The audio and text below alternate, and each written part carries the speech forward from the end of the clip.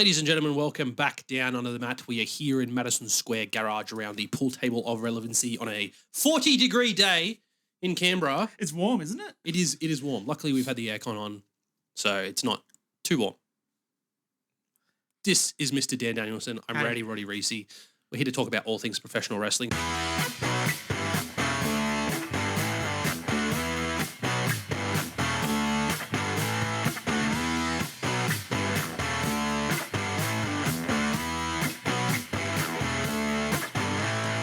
Today was Saturday night's main event, and we have a new number one contender for the WWE and I'm Championship. Shook. I did not see this coming. Whoa. No way did we predict Sami Zayn winning in Montreal and going to Saudi Arabia. What a surprise. What a surprise. Oh, wow.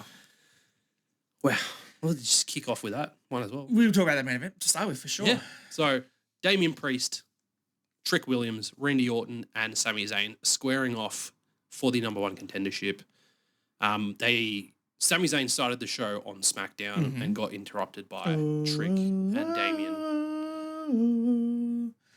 I'm just going to keep going. Like the Montreal crowd did the entire weekend. They did. They did not stop. Ole, ole, ole, ole, ole. No, I'll stop. All right.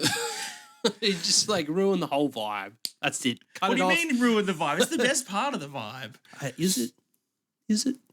Look, I still stand by my comment that the crowd was not reacting as strongly as they were the last times that they. Possibly not as much, not as pro Sammy as they always have been. Yeah, but I think that's also because it was very telegraphed. Like it was, we all knew this was happening. It's been telegraphed for a couple of weeks now. Whereas some of the other times where you've been behind Sammy, it was like behind Sammy versus Roman, or behind Sammy for the title match, where you're like, we'd love him to win, but he's probably not going to. But we're going to cheer him really hard because of it. Whereas this time they're kind of like, I don't know, he wins this. This is happening. Yeah. I will give credit as usual to international crowds, and I mean, Canada is a slight international crowd by comparison, but they were very loud. They always are, especially Montreal's very pro Sammy and everything. The way, and I think Pete in our Instagram chat has brought this up to us a fair bit, how quickly the main roster crowds now have taken on the NXT personas. Trick Williams is the perfect example. Trick shows up on the main roster, whoop that Trick, and the whole crowd instantly. Oba, everyone's going to go with all that sort of stuff. Like it's worked really well that they've built the characters so well in NXT now that when they do pop up on the main roster, there's enough people that have watched NXT to be like, we carry that through. Yeah, but also, they're so easy that the whole casual audiences is like, whoop that? What are we doing? Whoop that Trick? Cool. All right. I mean, okay. As long as they understand what everyone's saying, they'll join in.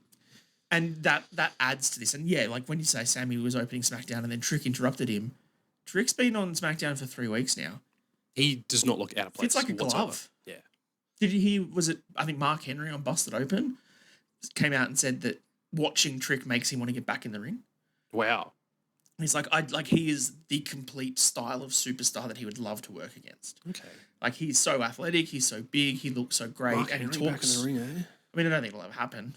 But, like... You never say never. It's a big rub from someone like Mark to say that, he is the face of what, his style could be moving forward. And I think we all kind of...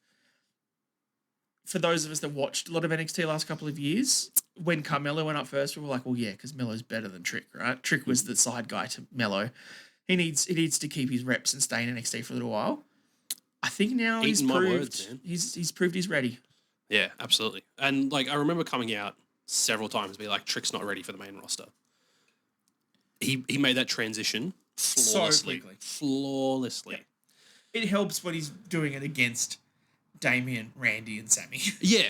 Well, Randy, smartly enough, did not get involved in the little scuffle that they had to open SmackDown when Trick Williams interrupted Sammy and then Damian Priest came out and interrupted them.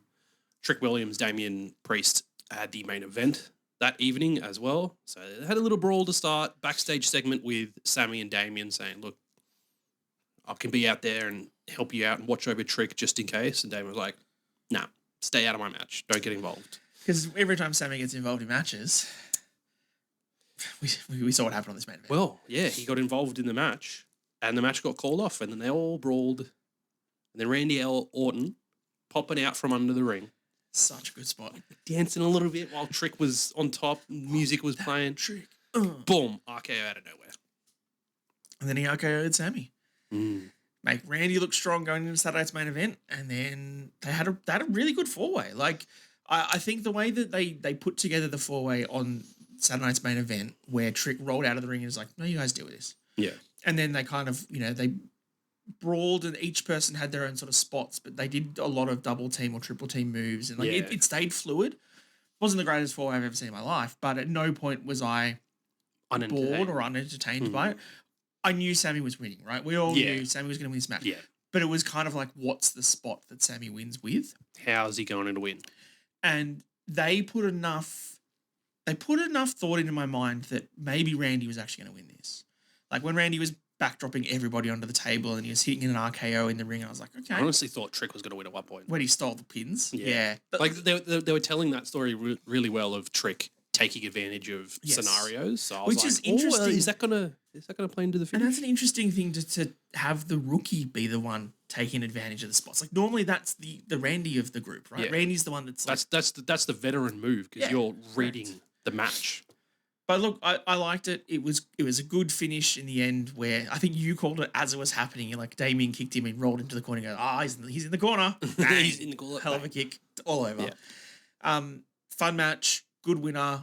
Drew came back out to try and confront Sammy and he got ran away. Yeah. Well, you mentioned that he came back out. He was involved in the opening segment because we can't call it a match. I didn't like this. I didn't like this.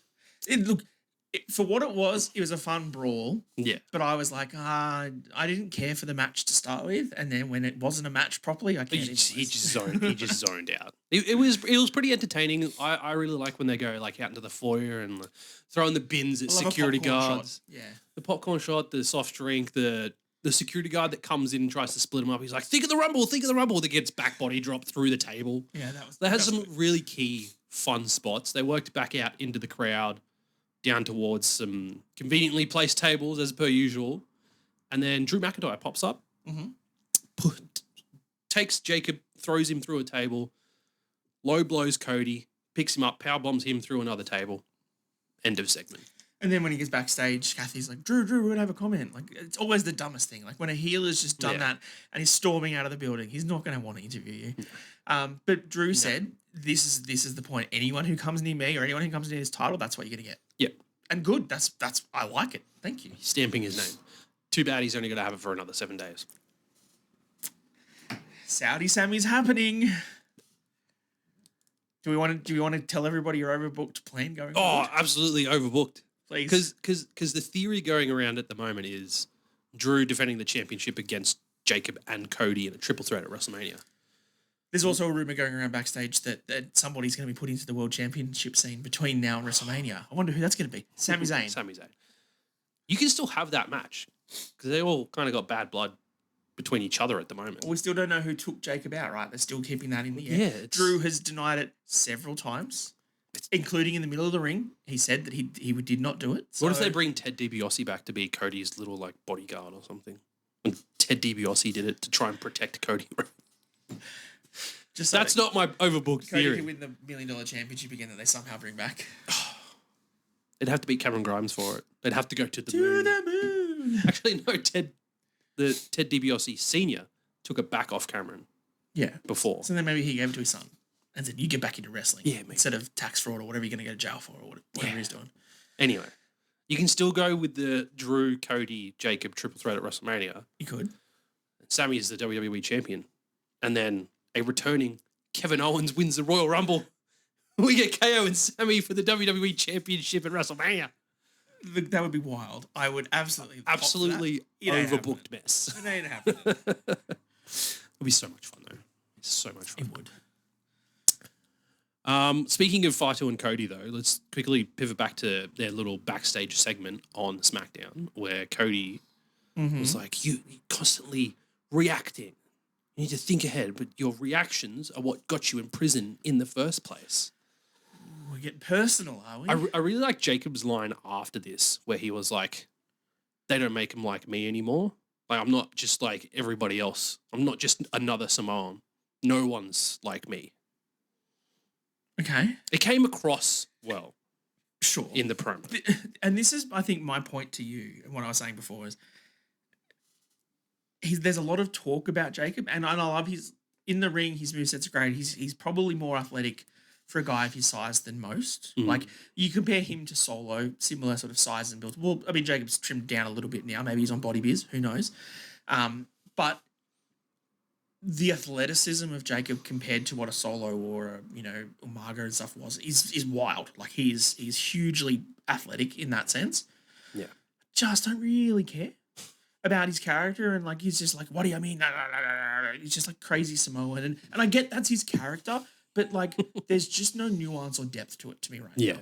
And so when he has this confrontation with Cody, and you know how much Cody can tear people apart if he needs to, you know how much depth he has as in character.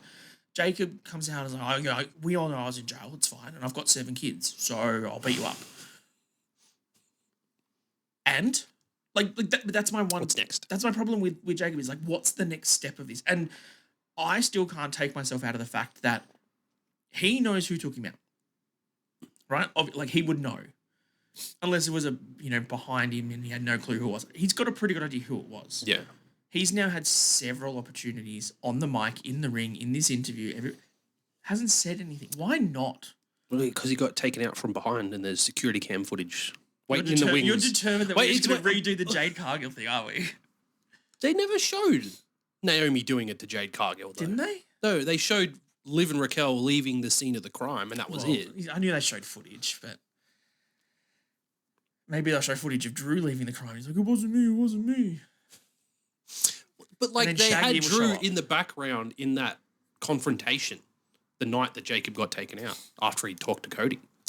Drew was in the background. Yeah, we know Cody was there. Yeah. Randy was probably on the same episode of SmackDown. Yeah. There's lots of people that it could have been. Sure, Kit Wilson was there. I just don't get why, it's still an unhanging thread. Because it's a thread that's going to get pulled on the road to WrestleMania to work into the story. It's taking me out of the story, and it takes me out of Jacob's character right now because I don't see it. It's a cool brawl, like, great. He's athletic. It's just not high on my list. And look, if I'm wrong, let me know in the comments. Come rip me on Discord. Braden, I know you're going to be a big fan of Jacob Fatu and telling me that I'm wrong with all this. I just don't really care for it right now. I need more depth to it. It's fair. I see the vision. I saw the vision on Monday night. They were pretty good too. Did you? Yeah. We won't talk about that just yet. I was going to say. No, I don't want to skip shows. We're going to finish on Saturday night's main event. You're in the zone. Match 2 of the evening. Rio versus the Judgment Day ladies, Liv and Roxanne. My problem with this match was as soon as they had the Triple Threat women's match on the Friday Night SmackDown, and it was won by Julia and Kiana James, I was like, sweet. So they're losing to Rio because they're not losing to Judgment Day. So Rio wins this match. Does take it out of it a bit. And I fucking called that. You did call that. It's evidence in the Discord. I bet they're going to give the number 1 contendership to Kiana and Julia just so they don't have to book her US title matches. And look what happened. And I'm not against it as a match. I think it'd be a fun match. Like that match again showed how much talent Julia has in the ring. I was going to say Kiana. Well, and Kiana did look good. Yeah, they both looked good in the ring. And I mean, admittedly, you're with 4...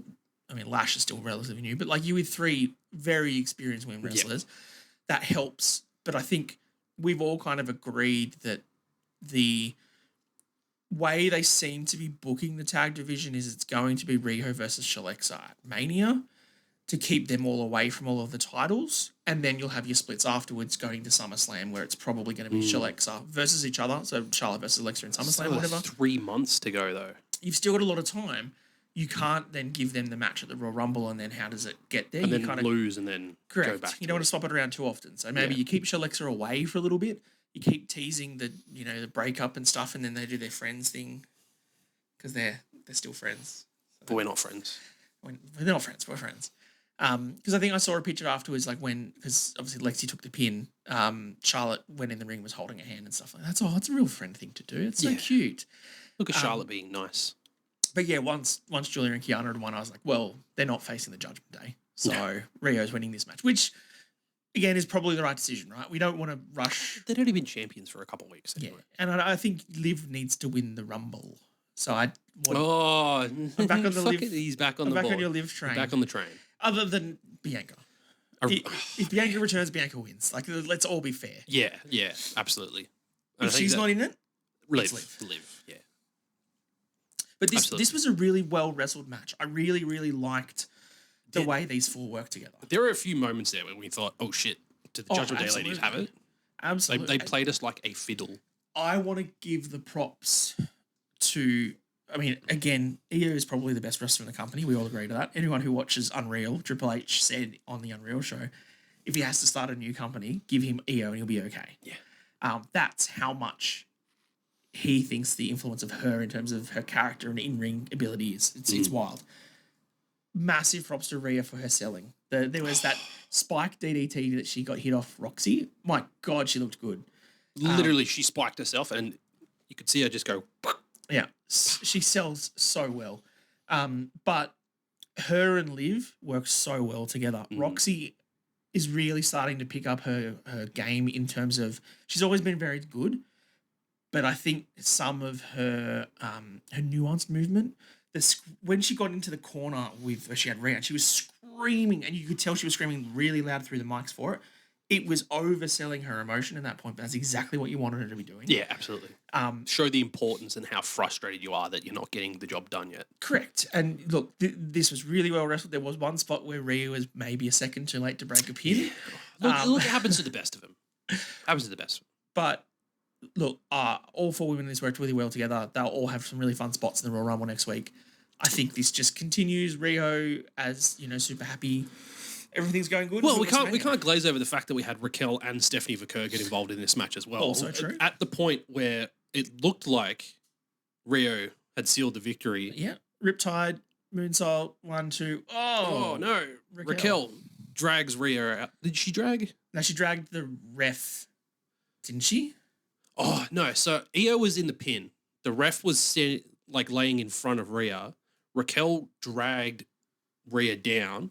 She fell on top of the ref. That's right. Yes. That's what happened. Because the ref was there making the count. Amazing sequence. Yeah. Again, something we've not really seen before. Using someone to break a pin count to take out the ref and also get involved in the match and not get disqualified. The ruse of the last 3 weeks was Stephanie's ankle isn't actually injured. The ruse of the month. This month's ruse was Stephanie Vaquer and her sore ankles. I'm kind of speechless. I just don't know what to think about it because they were playing it up like she was going to have to relinquish that belt. That when she got in the ring for that promo, she was emotional, and I was like, oh no, shit, here it goes. But no, I'm going to keep my title. And then Raquel attacked her, and then the week after, I'm a fighting champion. I'm going to keep the title, and she got attacked again. And it feels like it's been 2 weeks since that, and all of a sudden she's good fine. Again. It's all good. Look, I think it might have just been one of those, hey, she sprained her ankle. Yeah. She probably can't wrestle for a couple of weeks. I kind of miffed my ankle on Friday at training. We're doing the flip bumps again, and you have to land with your feet flat, right? Yep. But I was kind of landing a couple times with my ankle at an angle. And then you roll it? Yeah, the impact from that, I tweaked my ankle. I mean, I'm okay now. Don't worry. I'm so glad. Don't worry. I'm so glad it's all right. But yeah. Do you know what would make your ankle feel better? If everybody came and liked and subscribed this video and let us know in the comments. 33 more subscribers and then we're at 1,000. Put in the comments. Hope your ankle feels better, Reece. And we will pin the one with the most likes. Look at that. Look at us go.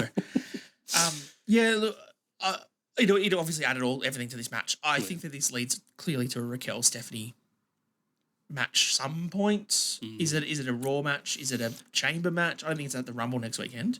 No, I think we've got the 4 matches confirmed for the Royal Rumble now. So we've got Drew versus Sammy, Gunther versus AJ with AJ's career on the line. So let's talk about that whole scenario. And then we got both Rumbles. So on Monday Night Raw this week, we'll quickly pivot back so we can work our way towards Saturday night. Very fluid this week. Yeah, work our way towards Saturday night's main event. Gunther came out to declare himself for the Royal Rumble. Which I didn't want him to do. Stay out of the Rumble, dickhead. We don't want you to lose. I don't think I saw him in the graphic that they showed. There yet, no. Yeah. So I don't know if he's going to be in there because of this match. I hope not. But Gunther's like, I'm declaring for the Royal Rumble. AJ Styles comes out and he's like, I had you beat last week. You tapped out. The ref didn't see. I want another match. Gunther's like, no, I'm done with you. I beat you. Good. AJ says he will give anything. Whatever Gunther wants for this match, he will give it. And Gunther's like, put your career on the line.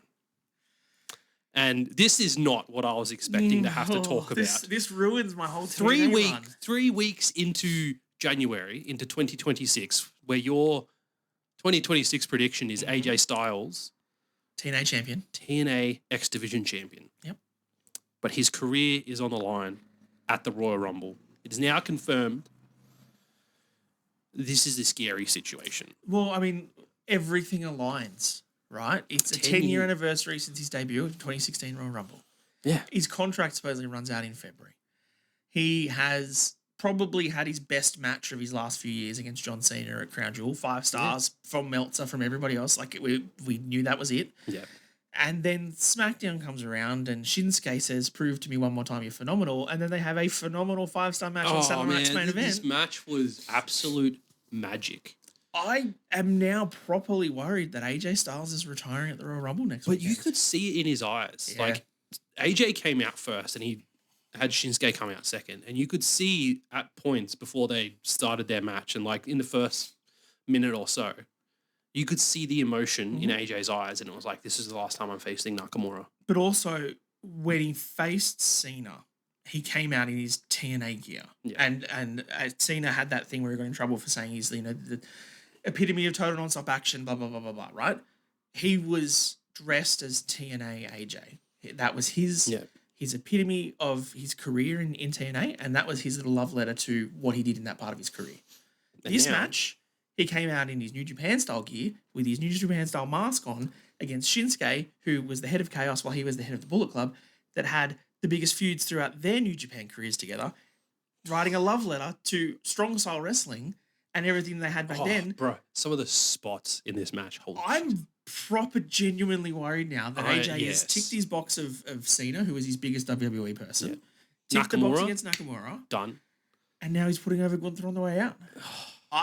I'm worried, was not prepared for this a month into the year, guys. We thought we'd have another 11 months. But the counterpoint that I have to that is I don't think AJ Styles, as a person, as a wrestler, would go on onto TNA like he did last year and tease Leon Slater, and then go on to the AMC debut of TNA less than 2 weeks ago. And say, we're all here for a run and everything. Let's see how things he never said he was going to have a match, but why would face to face with Frankie Kazarian, who he has a huge amount of history with, plus he eyed off the TNA championship as well. He would not do that if he was just then quit 2 weeks later. I don't see AJ Styles doing that. But that raises the problem that we have with this match now. Yep. Is it going to be his WWE career comes to an end? Yeah, I think that's which a lot of people are talking about, which I feel like it's a bit of a cop-out when it just says his career is on the line. And I know it's happened in the past with like Mick Foley and Ric Flair and Shawn Michaels came back and like countless people. They've retired and then come back. Mm-hmm. I feel like AJ's that sort of similar character to John Cena when he says, hey, I'm done. He's done. Yeah, but he said he was done in 2026, not in January. But it's in 2026. I know. I think that maybe that he loses and he retires from WWE and then he goes to TNA. And I still think this goes to my plan for the year, right? Is that he goes to TNA, he gets his mojo back, he wins his title, and then he says, you know what, I can come back. I can have one more. And somehow he gets him. But then what? He goes back to Gunther and is like, hey, I want another match. And then you can retire me. Next year's WrestleMania. Yep. That's dumb. Why? Because he's already had his career ended by Gunther. He's going to... Like, do you see the complication there? Well, the other option is that he has the TNA run and then finishes that after 6 months and then goes to AEW and wrestles Will Ospreay. You need to... We all want the Will Ospreay versus Kenny Omega and Kenny Omega versus AJ Styles. Let him just go to AEW then. Go do it. Come on. That's what the internet wants. I feel like you need to prepare yourself. I'm this is like denial. everyone with John. Yes, this is everyone with John Cena. Everyone in denial. Oh, The Rock's going to come out at the end of the show. He's going to say there's one more date left with me at WrestleMania. I think we all need to start processing this. I'm not prepared. No, absolutely not prepared. Shall we pivot on from that? I mean, the only thing to add to that is to talk about how good that match on Saturday night's main event was. One of the points at the start of the match that I really liked was when they were having their little scuffles and like not getting one up on the other. Yep. And AJ did his little, but then Shinsuke grabbed it. Yep. And they had so many different little layers in this match as just homages to all the history that they've shared together in New Japan. I absolutely love to see it. Not that I actually saw any of their New Japan stuff. But also this, I think, was opposite to how he had the match with Cena, right? Cena and AJ at Royal Rumble, whatever year it was John Cena's best in-ring match. Yeah. And they made a point that they never left the ring. They set this bar. So when they had the match at Crown Jewel, they did the love letter to wrestling. They did everybody's finishing moves and stuff to prove a point and say, look, we can still go. Yeah. I think this was AJ and Shinsuke saying, we have a huge career together. We both know how disappointing our WrestleMania match was, comparatively to what everyone thought it was going to be. This match is what everyone thought it was going to be. This match was there. Hey, we did it. We're sorry. Yeah. And that kind of, to me, feels a lot like last year, Cena and Cody at Mania. Everyone fucking hated that, mostly because of Travis Scott. Run it back at like, SummerSlam, SummerSlam, and they blew it out of the fucking water. And if you watched Unreal, was it Michael Hayes and that was talking about how angry Cena was at how poorly received their WrestleMania match was? Like, they had said they did that for a reason. They were doing it that as part of the character, but then once they sat back and saw it, they all saw how bad it was. And they because that was Cena's first time in the ring as a heel. Yes. And he'd constantly been saying, I'm going to ruin professional wrestling. And he really did that night. Yeah, but I feel like completely. it was also everyone's expectations of The Rock and Travis Scott, they're getting involved. And then when we just got Travis Scott doing a dumb little run-in, we were all disappointed. And it went... The match, I don't feel like was terrible. The story in it worked to what John Cena was saying. He was going to ruin professional wrestling. Yes. I think it was the crowd's expectations of something huge happening. I mean, we got the Never Seen 17, but Fiend was all we got. We didn't get the final boss. We got nothing. Fiend, like 5.5 minutes. But yeah, this Shinsuke AJ match to me was, I think you had said to me this morning when we were texting about it, because we were just going to watch this from home before we podcast. Yeah. And I messaged you and I was like, you coming over? And he's like, was it the AJ match that got announced that swayed you? I was like, yes, it was. Yeah. And I'm glad, because all week, I was like, we still only have 3 matches. What's that 4th match? And then SmackDown comes. I was waiting for something else on SmackDown, like a tag match or something to be announced. I was not expecting. As soon as they announced AJ and Nakamura, I was like, oh shit, this is it for AJ. But holy shit, they're gonna go to fucking town. It was worth it. It really was absolutely, absolutely loved it. The reversals, AJ constantly working the leg, which ended up depleting Nakamura to where he couldn't hit the Kinshasa. The amazing reversals from the Styles clash as well. Oh, the reversal through the calf crusher into the armbar, and then he was rolling out of the armbar into a Styles clash, and then he fell out of it again. Like, it was just perfectly done. It was such a well wrestled match. Like, and I think this is what hurts me about this is like when you watch John Cena's final run, he still had it. Like his match with AJ, his match with Dom, his match with Gunther, they were all really good. I'd watched another year of that of John Cena. This AJ Styles, keep going, bro. Like your peak right now, you're doing better than what 95% of other people in the wrestling. Even if it's a case of like he doesn't wrestle every week and like we get a pay-per-view match with AJ. Yeah. At every pay-per-view. Until the end of the year. Yeah. Like we don't need we can have appearances, but we don't need like the in-ring stuff until you get to like a good match at a pay-per-view. Even look and at then the you tag, fucking pull out all the tag run, man. Like no one gave 2 shits about Dragon Lee. It was all about AJ. But then you put him with AJ and all of a sudden like he's pulling off incredibly tag team moves. The springboard thing into the Styles clash. Like, come on, we didn't get enough of that. We did not get enough of that. Yeah. All right. Can we talk to Raw? Because I want to talk about the main event of Raw.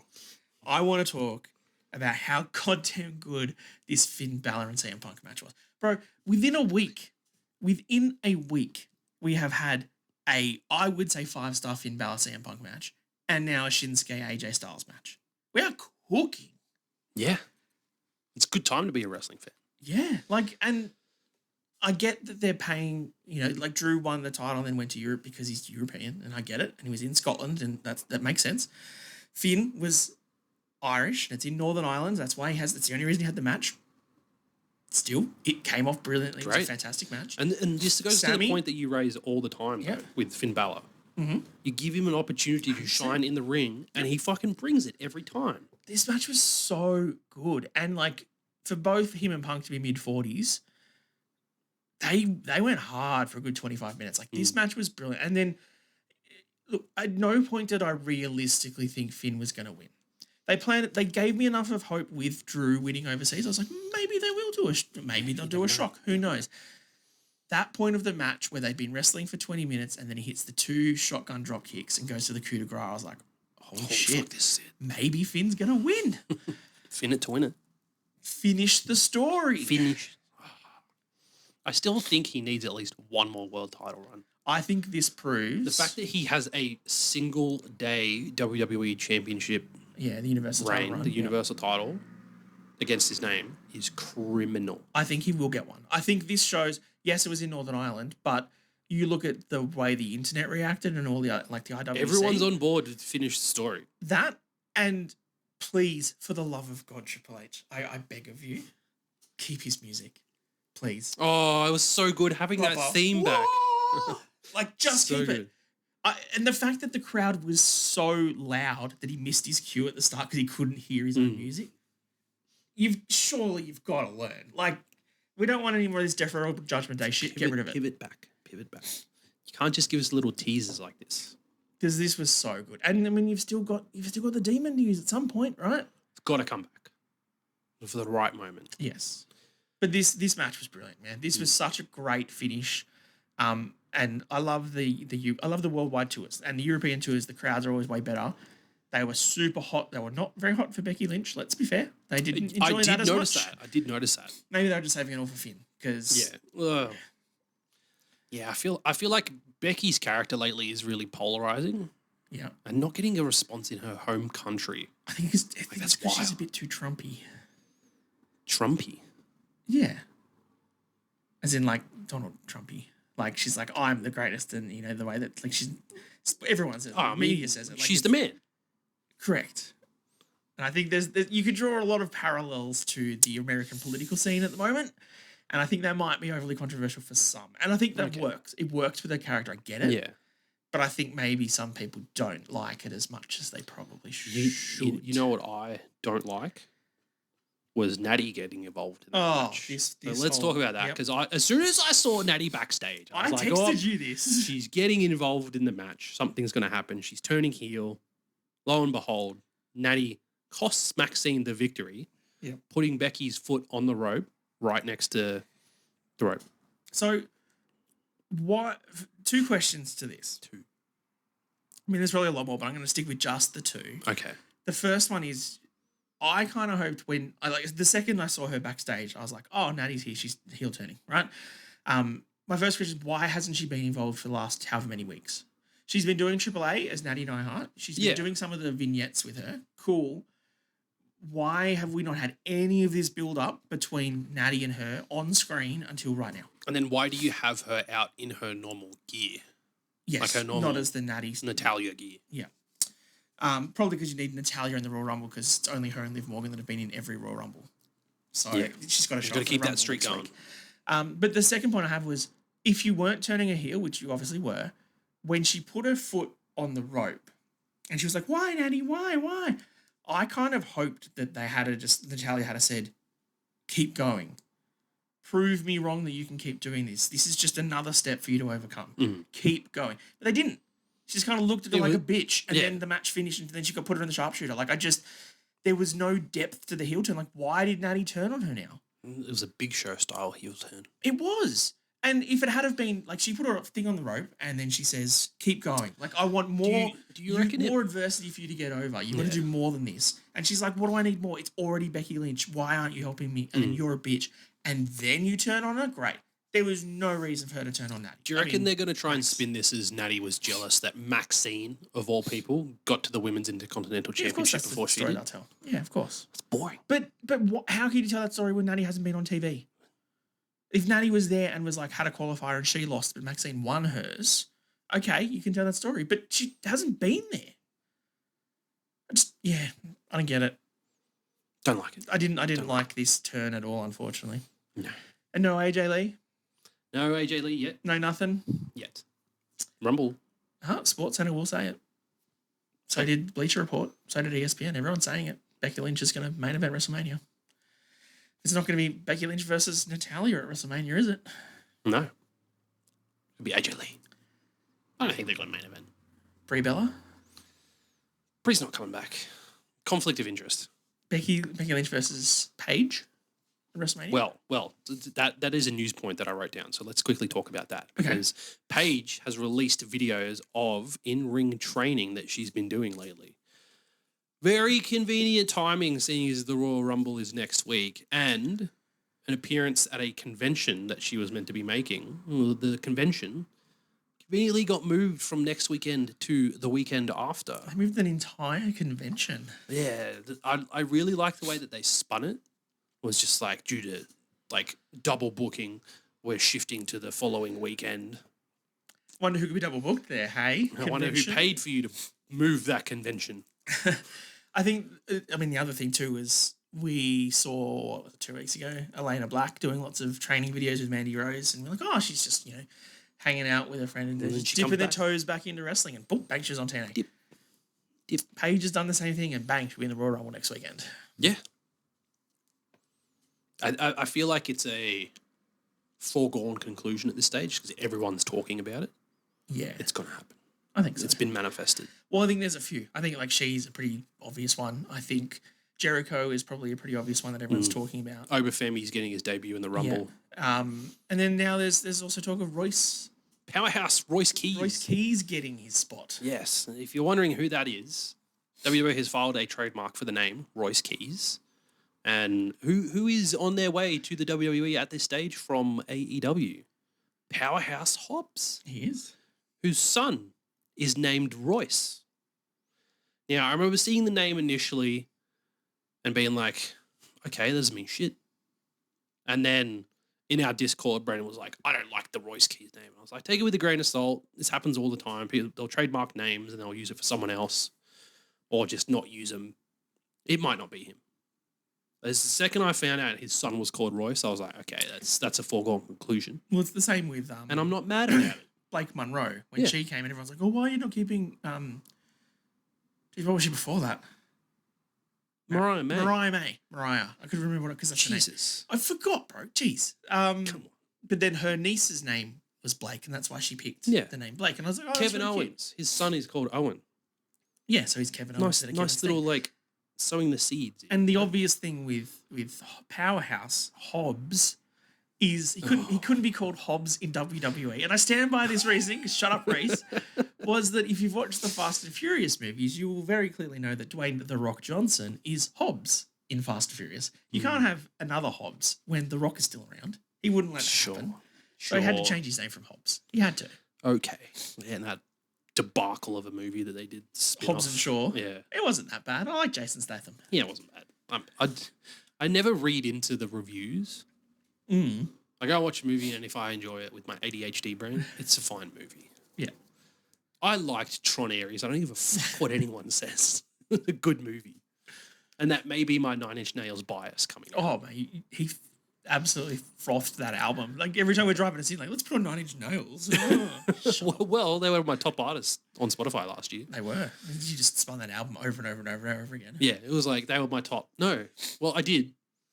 I reckon that a lot of the time for the first couple of weeks, I was spinning it twice a day. That album. That's hectic. The Tron soundtrack. But in the lead up to that releasing, I was just spinning all their other stuff. So that's why my top artist was 9 Inch Nails, but my top 3 songs were tracks. My top 5 songs were tracks 1 to 5 of the Tron thing.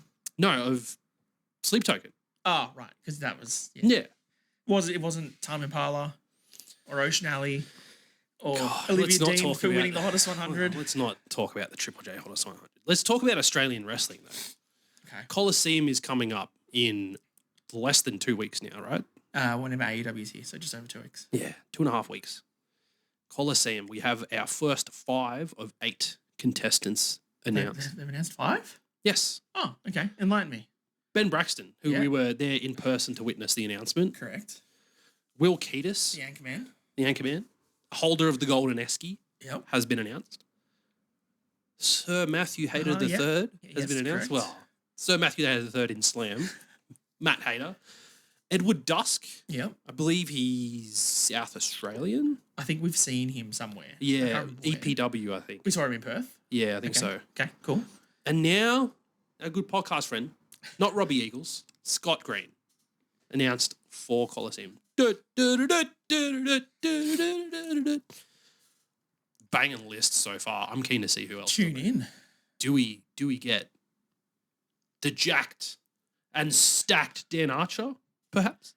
Do we? Who knows?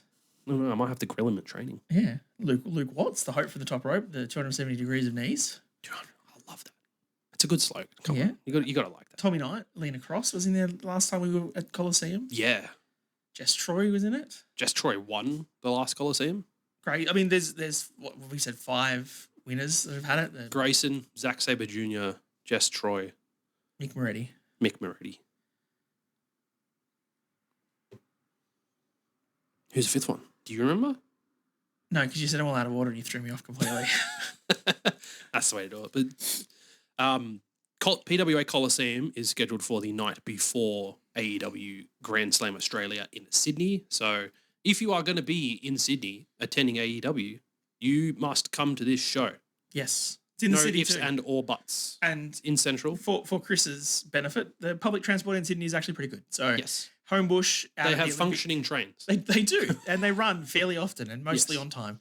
And to the places that you need, unlike Brisbane Entertainment Centre. Yeah, that was abysmal. Not only was the weather terrible, but Entertainment Centre was so far out of the way. I got to go to Brisbane on Wednesday for work. I'm not excited about it. Sucks for you. But thankfully, it's just in the city. So yes. Let's talk about some AEW adjacent stuff. Sure. Dominic Mysterio's little video package on AAA. Yeah. Done with AI. And there's a key frame in there. We'll put it right there. There is a key frame where the championship looks a little different. I mean, it doesn't say WWE on it. It doesn't say AAA on it. It doesn't say new either.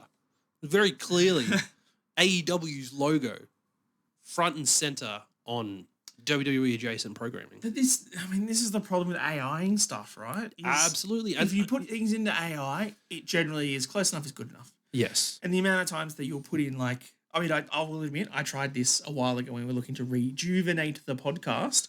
Yeah. I was like, let's put in a logo. And I was like, wrestling kangaroo. And it was just like down under the mat. And they kept spelling down under the mat wrong. Yeah. When you say, spell it like this, and then it still doesn't do it.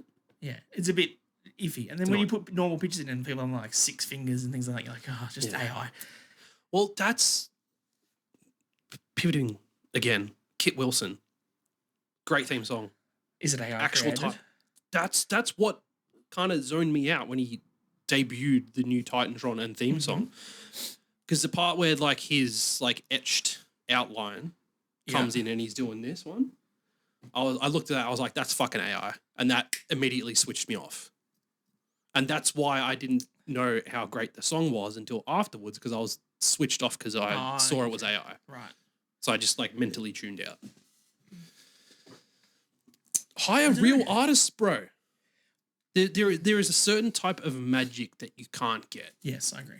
Constantly feeding things into AI until you get the result that you want. Yep, I agree.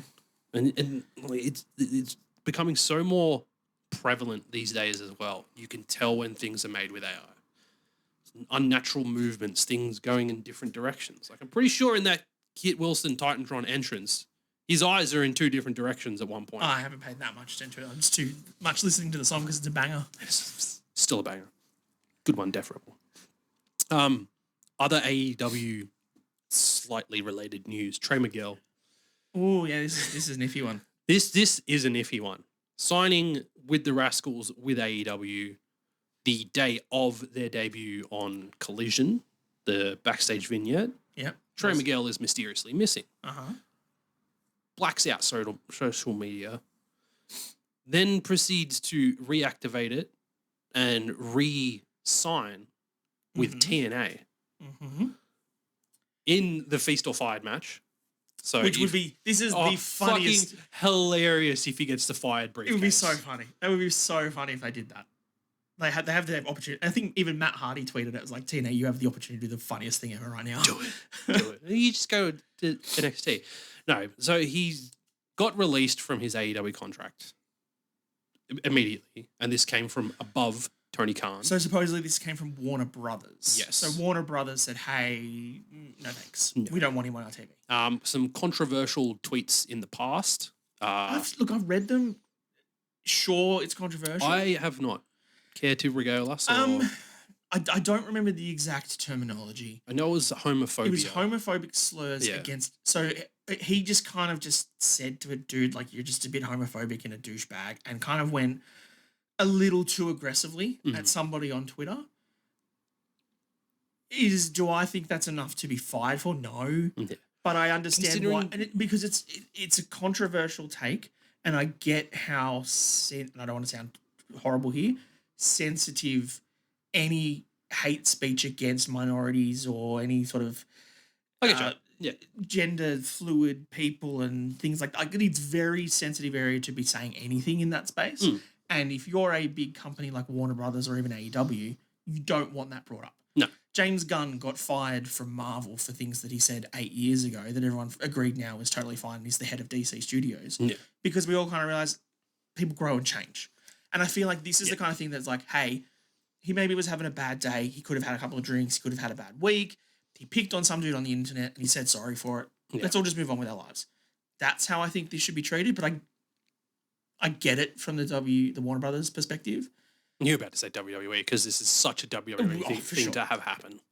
The other thing, and this is completely unsubstantiated, and I'm putting that out there because I've seen this online. I don't think anyone has ever officially said yes or no to it. There is the thought that somebody within AEW pulled a few strings to make sure he couldn't get on television. Somebody that has the ear of Tony Khan, somebody that is very important to their product, because Trey Miguel, a few years ago, dated this independent wrestler. I think she's called now Alicia Atut. Have you heard of her? Yeah, I think so. You know, she's engaged to... Oh, they're married now, aren't they? I was married. I didn't even realize they're married. But who is it? Something like fairly important. The fucking face of AEW, MJF. So you're telling me this guy used to date MJF? Look, as you said, unsubstantiated rumor. but if that's true, that's fucking wild, man. People just can't get over shit. Holding grudges is ridiculous. Who knows what happened between them when they broke up? It could have been... There could have been SA, there could have been a whole bunch of stuff. Who knows? We don't know. But there could have been stuff that Alicia has told MJF that makes MJF uncomfortable. Yep. So then you dig up that little controversial tweet and you send it to the Warner Bros. Execs. Unsubstantiated rumors, but... Yes, unsubstantiated. Sometimes where there's smoke, there is fire. But good to see Trey Miguel back in TNA, to be fair. Yeah. I think he's a good, talented kid. Like, I think all of the Rascals are talented in the ring. I feel the way that, you know, he's been treated the last week, you know, blocking social media, dealing with, you know, personal issues, trying to apologise for it and then that sort of stuff, and now getting a second opportunity. And the way he's come out, I think he put a statement out today being like, thank you to everybody that's supported me through this. I love you all. And for those who haven't supported me, I still love you all. Like, why wouldn't I? I think he's being really mature about it, and I hope that he gets an opportunity to redeem himself because he seems like a passionate dude for wrestling. So either way, right? If it is a bad tweet from 5 years ago, or if it is, you know, an argument with an ex-girlfriend that you had, like, either way, both of those things to me should be forgivable for your career. Yes. So I hope he still gets a better opportunity. Yeah, absolutely. The last thing to talk about news before we pivot back to the weekly TV shows. Sure. Tommaso Ciampa. Yes. Coming out on social media saying that his WWE contract will be running out very shortly. He's open to bookings. And there are heavy rumours that he will be making his way to New Japan Pro Wrestling. Yeah, this sucks a little bit. Yeah, it does. He part of his summary and his statement on social media was that he spent 10 years in the independents. He's now spent 10 years in WWE under that umbrella.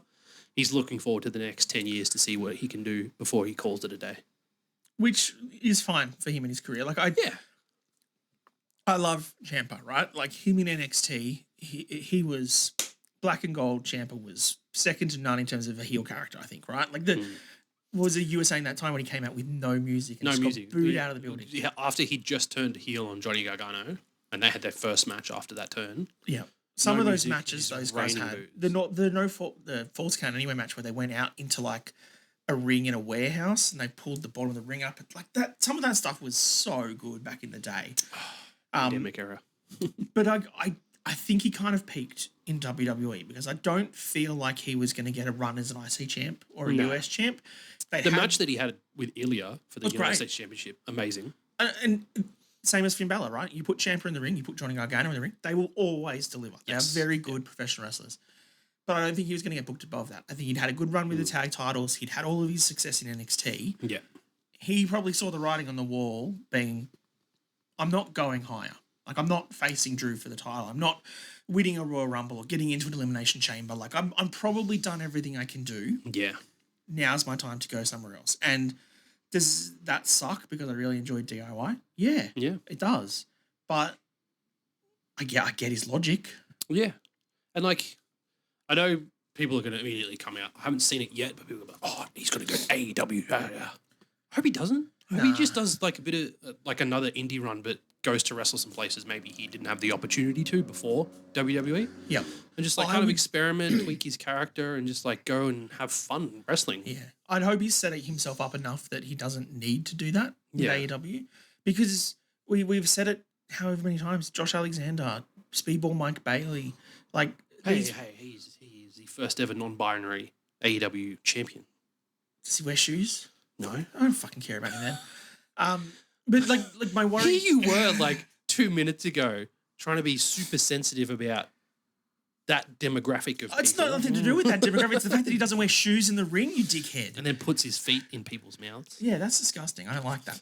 But I feel like Ciampa would kind of just be a small fish in a big pond again if he went to AEW. I don't feel there'd be benefit to him. Whereas, you know, the way that Dijak or Baron Corbin, which we can talk about in a sec too, the way they've run on MLW and the independents, and they can pop up in New Japan, they can come out towards his wrestling in Australia. Like, they've got some freedom of their career. Yeah. I feel like that's more what Ciampa wants from this, rather than I'm going to go wrestle in 8-man tag matches on Collision against Ricochet and his friends.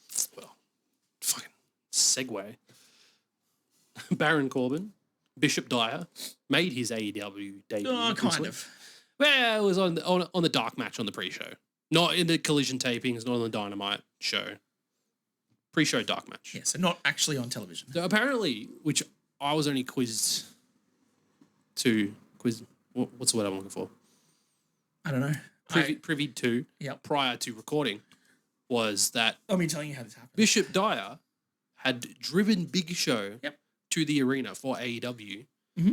Had a chat with Billy Gunn. Billy Gunn's like, you got your gear? Yep. I'm a professional. I've always got my gear. You want to be in a match?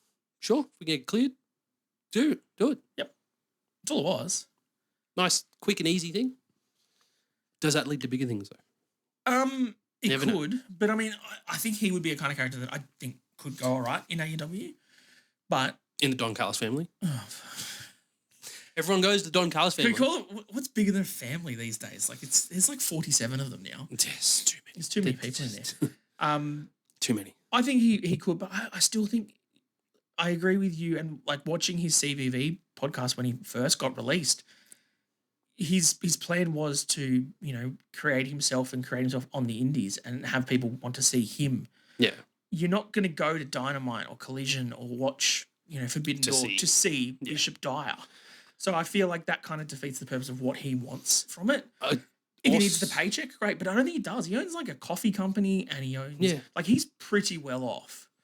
So I don't think he would need... I wonder how much football money he has left over. I mean, that's... Football pays a lot of money. Football pays a lot of money. Look, I don't think he's scrounging for a dollar.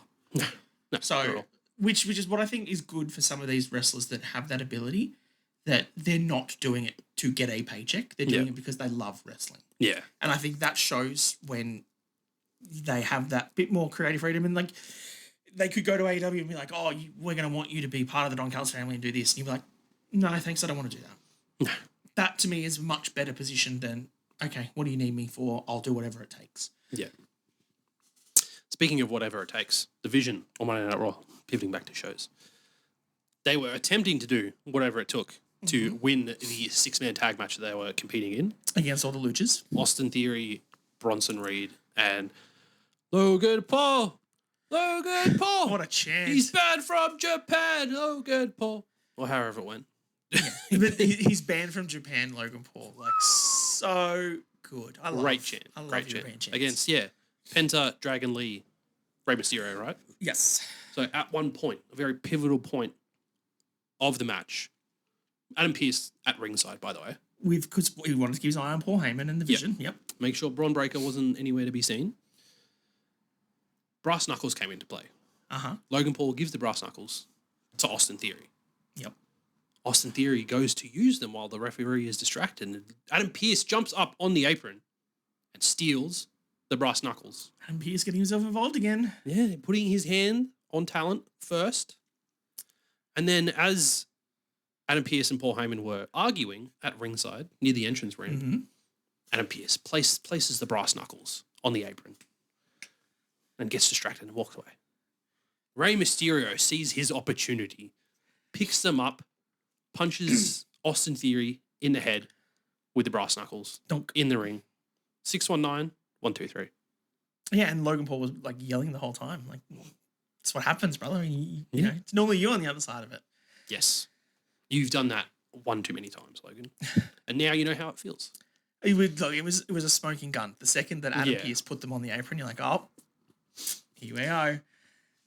I like this development of the Pearce versus Vision story, and I still think this, like we said last week on one of our clips, which a lot of people enjoyed that one on TikTok, the pitch of Triple H maybe coming over the top and getting more involved. And I think even on was it CVV's interview with not Kathy Kelly, Jackie Ribband, they were talking about whether or not Triple H could have another match because they both wanted to see The Rock versus Triple H in a match. And they both said, look, he's not going to be able to wrestle. But CVV brought up his ability to get physical. Yeah. So, like, he got physical with The Rock last year when he got involved with stuff. He got physical with Kevin Owens. He was pushing him around. Like, it just adds tension to that administrative side of what Triple H is. And I think that this Vision story is getting too big that it's almost time. Well, Paul Heyman said that Adam Pearce was going to get a phone call from someone that he doesn't want to get a phone call from. And everyone, I think it was mentioned on the broadcast. Oh, was it Triple H? No. It's someone that Triple H doesn't want to get a phone call from either. Well, it wouldn't be a phone call from Triple H. Triple H would be sitting next to Adam Is that Pearce. Dwayne "The Rock" Johnson? Is it Sir Nicholas Khan? No, it's got to be The Rock, right? That makes things interesting. What would Heyman wouldn't have anything for The Rock? Any into The Rock, though, would he? Yeah. Why? I'm sure they're still buddy from WrestleMania 40. There wasn't a falling out with Rock and Paul Heyman. It was just it was Heyman and Roman. Yeah. But he sided with Seth, and Seth never turned his back on The Rock. We never saw that final boss phone get destroyed. He specifically had a final boss He did. mobile phone. Okay.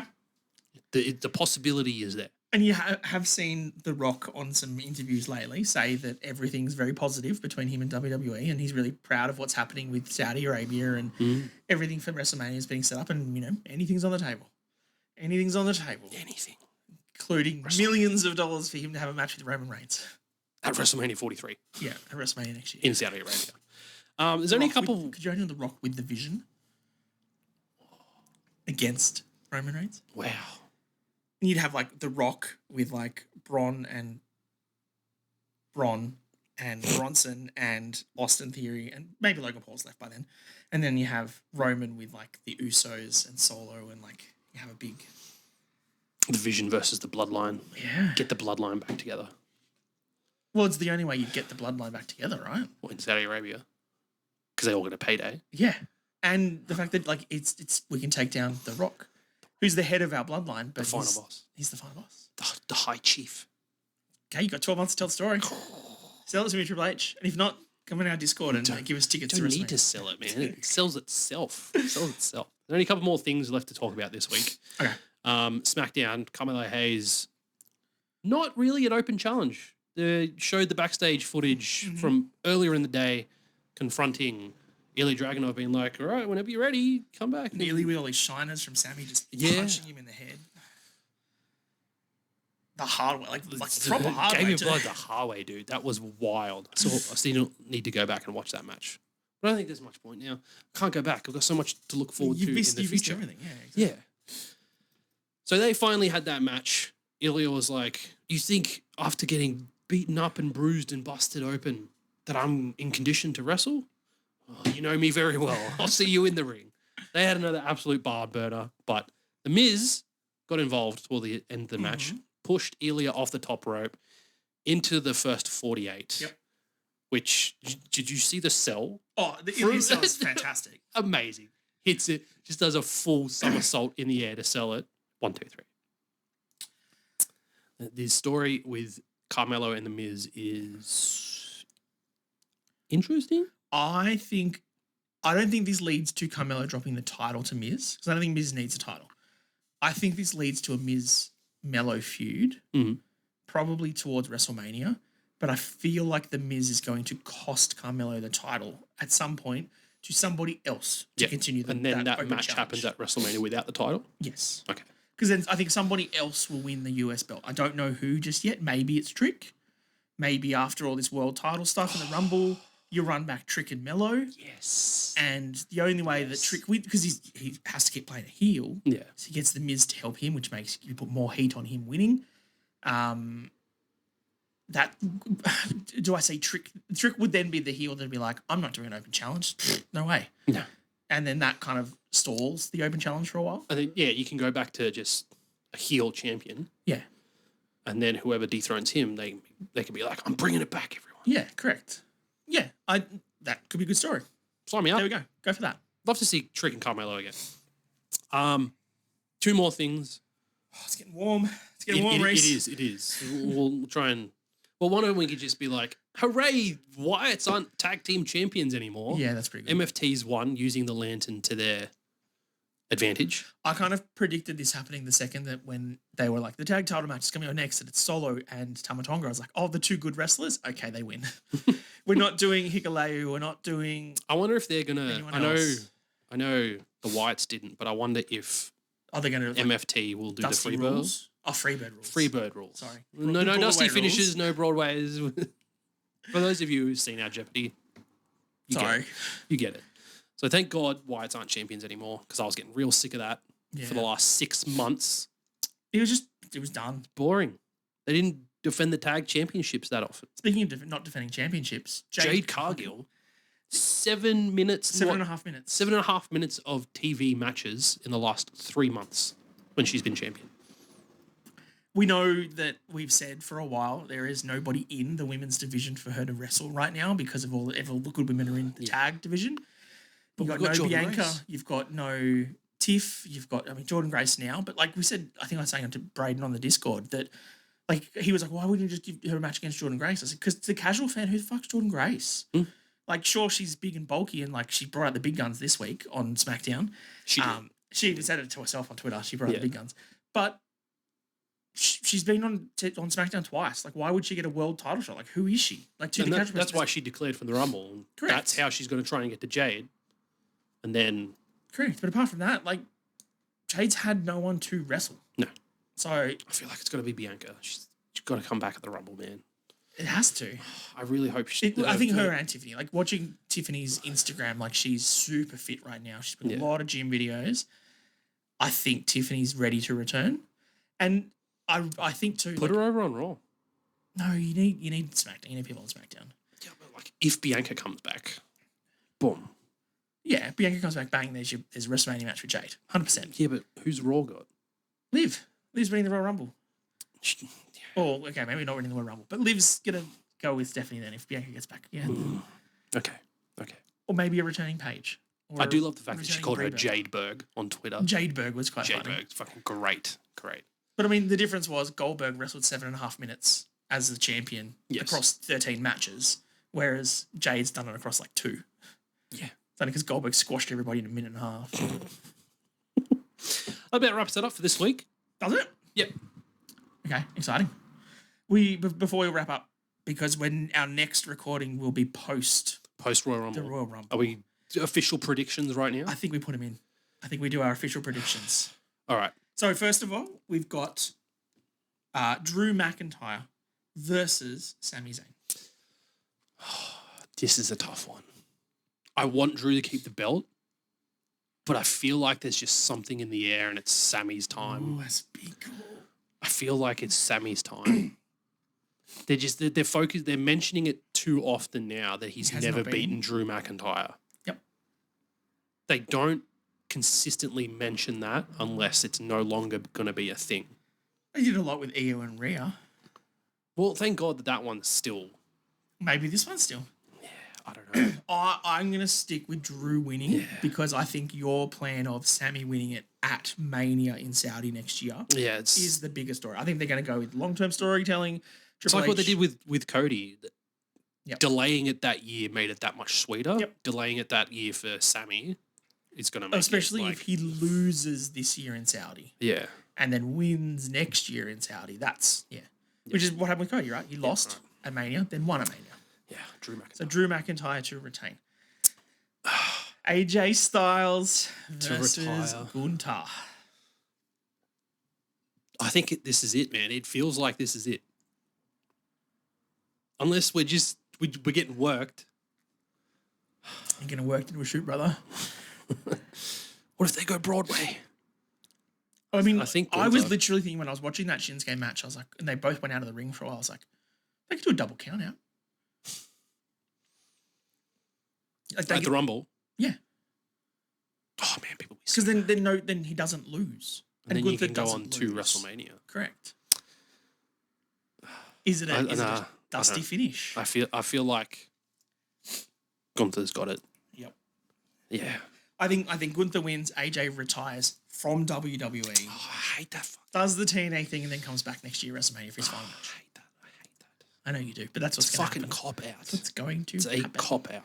But I think AJ. And if it doesn't, you have to suck my dick. AJ is losing, unfortunately, and I think he retires. Rumble winners. Well, Rumble surprises first. Let's pick 2 or 3 from go women's first. Paige will probably return. I think Tiffany and Bianca hopefully return. Yeah. I don't think there's anyone else. I wouldn't mind seeing Pipe and Niven return. The Iconics. I want the Iconics. Actually, yeah, Iconics. Who from NXT though? I don't really know. Probably Blake, maybe. Yeah, Blake should get a spot. Actually, no. She just posted she's in United States at that time. I think like the day before the Rumble, she's in the United States still, Brooklyn or something. So I don't know if she'll be able to make it over. I mean, unless maybe JC Jane. Thing. Tatum Paxley probably get a spot, maybe. Maybe. Otherwise, I don't really know. Mm. I think there's enough. They called up all the good talent. Yeah, and there's enough talent in the current rosters to fill the Rumble anyway. Yeah. So, other than maybe a legend spot, I don't want to see Michelle McCool again. No. Sorry. No. I don't really want to see Trish Stratus again. We've kind of done that a few too many times. Yeah. Mickey James would be cool. Mickey James would be interesting. I'd say like she's been gone for a few years. Gail Kim, if she's still around, because I know she got let go of TNA recently. Is there anyone from TNA? Xia Li or whatever she's called. Indy Hartwell. Indy would be pretty cool. From our perspective. That'd be pretty cool. But I reckon I will pitch and I will say that Tiffany returns, Bianca returns. Bianca wins for me. Paige returns and the Iconics would be my picks. And if Bianca is in the Rumble, Bianca wins. If Bianca is not in the Rumble, Liv wins. Men's Rumble. Chris Jericho over Femi. The obvious ones to start with. Yep, I liked the internet meme that El Grande Americano is number 1 and number 2 in the Royal Rumble. I think that would be funny. That would be a great way to do it. Well, I mean, the last couple of years they've had like, Jimmy and Jay, and they had Penta and Ray. Like they've started with a story, which I think is a cool spot. I do think Chad Gable returns. Yep. But I'm not sure whether he returns as El Grande Americano. Or just Chad Gable. Or as Chad Gable. And I'm okay with either one of them, to be fair. But I think that if he does return as El Grande, the other El Grande Americano has to already be in the ring. Yeah. But I also have an issue that there's so many men we want to see in this Royal Rumble this year that if you use that joke spot for 4 spots, because you would have to have Chad Gable, El Grande Americano, and Ludwig Kaiser. And that's why I kind of didn't send it to the chat, because I was like, the El Grande part of it is good. You don't need them to come back as themselves. No. Just do the El Grande thing. Yeah. And be done with that. Yep. Yeah, maybe. Because we got Roman, who was declared. Yep. You got Cody. You've got Cody, Jacob, maybe Gunther. You got Solo. Brock Lesnar. Brock will be in it. Just to make an appearance. I think Brock will be in it. Sure, Omos will be in it as well. Well, he did show back up on AAA last weekend. With El Hijo del Vikingo. But your winner of the men's one. I still think that's the problem. I still think it's Roman Reigns. I think you can work the Cody, Jacob, Drew story better into the Elimination Chamber scene. Yep. And then Roman wins the Rumble, and then Punk and Roman. I'm just on the Twitter sphere because AAA is on right now. I just want to see if they mentioned what that big announcement thing was. For AAA. It's going to be a Lucha Bros, wasn't it? Well, that's what we assumed. Because Penta has an announcement. I'm just, while we're still thinking about this sort of stuff. Yeah, look, I loved your theory of Sammy losing, then going into the Rumble and winning. Yeah. But I don't think that works when we're going into Mania in Vegas. I think that works going to Mania at Saudi for next year. Yeah. So I don't think it's Sammy. I still think it's Roman, man. Like, unfortunately, it makes the most sense, especially with the rumors going around that he's not enjoying Hollywood and he wants to come back. Like, that's it. We're not getting Cody Roman 3. I don't think so. If we're getting that, it should have been for a title. You could have worked it into a non-title feud, but also like this Jacob and Drew stuff with Cody is not going anywhere anytime soon, so you can't really like now bring Roman into the fray, and it makes that too noisy and too messy. So yeah, I think it's Roman. It could be Braun if you want to do the Braun and Punk thing, but technically he's still suspended. So yeah. I know on Raw this week they're gonna have to have a sit down or something. So maybe that he gets him back in so that he can get into the Royal Rumble match for the weekend. But yeah, I don't know. It's tough. It's more open than it has been in a while. Yeah, which is good. I do always love when that happens, but also when that last happened, it was Jey Uso the one. Yeah. Which I don't want Jey in. What if Damian Priest wins the Royal Rumble? Him and Drew McIntyre have lots of history, Dan. You forget. No, I don't forget. I very much, unfortunately, remember. You block it out. Oh, the Motor City Machine Guns were on today's AAA show. Yeah, I know. Yeah, I did know that. Nothing. No big news yet. Not that I can see. Good. We're wrapping it up. Oh, jeez. Settle down. I'm not going to sit here bumbling on for another 20 minutes while you find this because it was mystical piece of news. Mystical? Mystico piece of news. You're against my Sin Cara, mate. It's not very nice. Penta Award ceremonial sword to AAA Ray de Rey's winner. Reina de Reina. Is that what the story was? Does it say Reina de Reina? Ray de Reina's. Oh. Penta has made his much-awaited AAA announcement and is now set to present the ceremonial sword to the 2026 AAA winner. It was aired on the show. Is that a tournament they do? Reflected on his history as a previous winner, so this is like their Coliseum. Oh, okay. Before opening up awarding the respected sword to this year's winner. There will be There'll be 4 fatal 4-way matches with the winners clashing against each other for a shot at the AAA Mega Championship. Wow. So 4 fatal 4-ways to then have a fatal 4-way to crown the winner. That's a cool way of doing it. To crown not the winner, the person to then face Dom. Oh. Because Dom's the current AAA Mega Champion. The sword? Yes. Is that for the winner of the Dom versus whoever match? I think so. What do you think it is? On March 14th, I'll be in Puebla to personally hand the sword to the Race. So March 14th, he will deliver the sword to the winner of the tournament. Okay, cool. Not quite this. That's not the Lucha Brothers. It's not what we wanted. No. I'm not like I'm disappointed. It was this close. It was this close, and then Penta got injured, and then like he's back a few weeks after, and now there's just up in the air again. Who knows? We're wrapping up there. Thank you for tuning in, Mr. Dan Danielson, Mr. Reece. Make sure you like and subscribe. Help us get to that 1,000 subscriber mark on YouTube. We are 33. I'm pretty sure 33 subscribers away by now. Someone did well when I watched this video. Fingers crossed. Thank you for tuning in. Don't forget to follow us on all our other social media pages that are scrolling along the bottom of the screen. And we will see you next time down under the mat. Too sweet.